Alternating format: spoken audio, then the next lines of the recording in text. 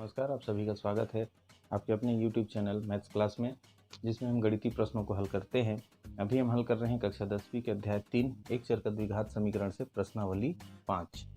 यहाँ पर कहा गया है निम्नलिखित वर्ग समीकरण, यहाँ जो 5 वर्ग समीकरण है उनके बारे में कि निम्नलिखित वर्ग समीकरण के मूलों का योगफल और गुणनफल ज्ञात कीजिए।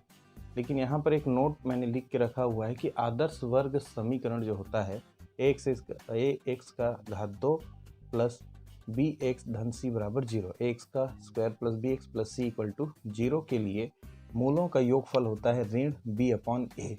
मतलब यहाँ का बी का मान और ए के मान को हम अनुपात के रूप में लिखते हैं, तो यही मूलों का योगफल होता है।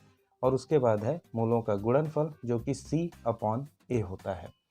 तो वर्ग समीकरण जो आदर्श होता है उससे हमने ए और बी का मान को रख के योगफल और सी और ए का मान रख के गुणनफल निकालते हैं। तो वैसे ही यहाँ पर जो समीकरण हमको मिला हुआ है 3x का square plus 7x plus 1 equal to 0 से हम क्या ले सकते हैं, a इक्वल टू क्या मिलेगा 3, b इक्वल टू क्या मिलेगा 7 और c इक्वल टू हमको मिलेगा 1 के मान से मूलों का योगफल यदि हम निकालेंगे तो मूलों का योगफल एकदम सिंपल हमको मिल जाएगा माइनस बी अपॉन ए के लिए माइनस का माइनस। यहाँ पर देखिए बी की जगह पर है 7 और ए की जगह पर है 3, तो ये हो गया मूलों का योगफल। तथा ऐसे ही हमको क्या निकालना है, मूलों का गुणनफल। तो यहाँ पर मूलों का गुणनफल हो जाएगा c अपॉन ए, तो c का मान हो गया 1 अपॉन 3। ऐसे ही साथियों ये जो हमारे पास प्रश्न है 2x square minus 2x plus 3 equal to 0 से a इक्वल टू क्या मिलेगा हमको 2, देखिए b इक्वल टू क्या मिलेगा ये वाला हिस्सा माइनस 2 और c इक्वल टू क्या मिल जाएगा 3 के मान से मूलों का गुणनफल हमको निकालना है। तो मूलों का गुणनफल क्या होता है, अभी हमने बताया माइनस बी अपॉन ए।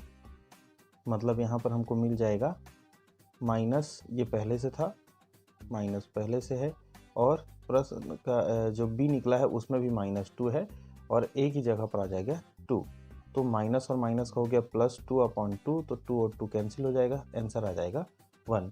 और यहाँ पर मूलों का गुणनफल हमको मिलेगा, मूलों का गुणनफल क्या मिलेगा c अपॉन ए। तो c का वैल्यू है 3 और a का वैल्यू है 2, तो ये हो गया मूलों का गुणनफल 1 और मूलों का गुणनफल मूलों का, ये पहला वाला मैंने गलत लिखा है, अब थोड़ा सा इसको करेक्ट कर लेंगे।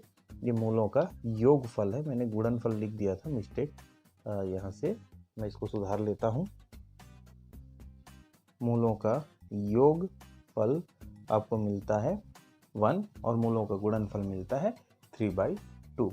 सेम अब यहाँ से हम निकालेंगे तो a इक्वल टू हमको क्या मिलेगा 3, b इक्वल टू क्या मिलेगा -5 और c इक्वल टू क्या मिलेगा -2। तो योगफल सीधा सीधा मैं लिख रहा हूँ, योगफल जो मूलों का योगफल होगा वो क्या मिलेगा हमको माइनस बी अपॉन ए, मतलब माइनस है और b का मान हो गया -5 अपॉन a का मान हो गया 3, माइनस माइनस का प्लस 5/3। और गुणनफल ऐसे ही हम यदि निकालते हैं इस तीसरे प्रश्न के लिए तो गुणनफल हो जाएगा c अपॉन a और c का मान है -2 और a का मान है 3, तो -2/3। वैसे ही चौथे प्रश्न के लिए a इक्वल टू हमको क्या मिलेगा 2, b इक्वल टू हमको मिलेगा -2√6 और c इक्वल टू मिलेगा 3। तो इससे जो मूलों का योगफल है एकदम सिंपल, ये भी आसान हो जाएगा, क्या होगा -b अपॉन a, तो माइनस और b का हो गया -2√6 अपॉन a का मान हो गया 2, तो ये माइनस माइनस का प्लस हो जाएगा 2√6 अपॉन 2, 2 और 2 कैंसिल, तो इसका आंसर आ जाएगा √6। और गुणनफल आगे मैं यहाँ शॉर्ट लिख रहा हूँ जैसा मैंने यहाँ पर फैला के ये पहले वाले क्वेश्चन को जो डिटेल्स लिखा है आप आंसर अपनी कॉपी में उसी तरीके से लिखेंगे। मैं यहाँ शॉर्ट करके लिख रहा हूँ गुणनफल C/A। तो C का वैल्यू है 3 और A का वैल्यू है 2। तो यहाँ गुणनफल हो गया 3/2 और योगफल हो गया √6। वैसे ही A इक्वल टू यहाँ पर हम निकालेंगे, कुछ नहीं है सामने गुणांक मतलब 1 है। B इक्वल टू हो गया 6 और C इक्वल टू हो गया -6। तो यहाँ से योगफल हमको निकालना है। तो योगफल के लिए सूत्र होता है -B/A। तो माइनस हो गया, B की जगह पर हो गया 6 और A की जगह पर हो गया 1, मतलब हो गया सीधा सीधा -6।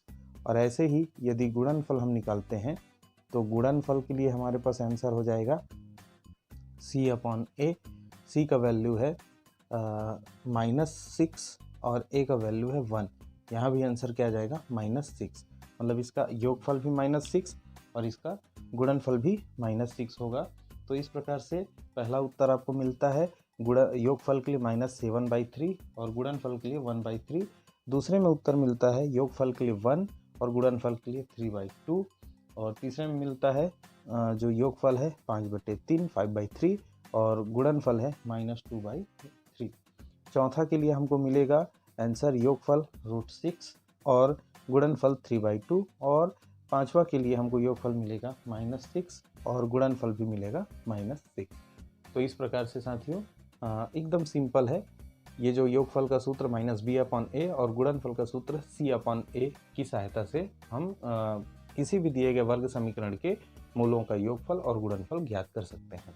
उम्मीद है आपको प्रश्न समझ में आया होगा। यदि कोई सुझाव है, कोई प्रश्न है, हमको कमेंट करके ज़रूर बताइएगा। तब तक अपना ख्याल रखिए, स्वस्थ रहिए, मस्त रहिए, गणित बनाते रहिए। धन्यवाद।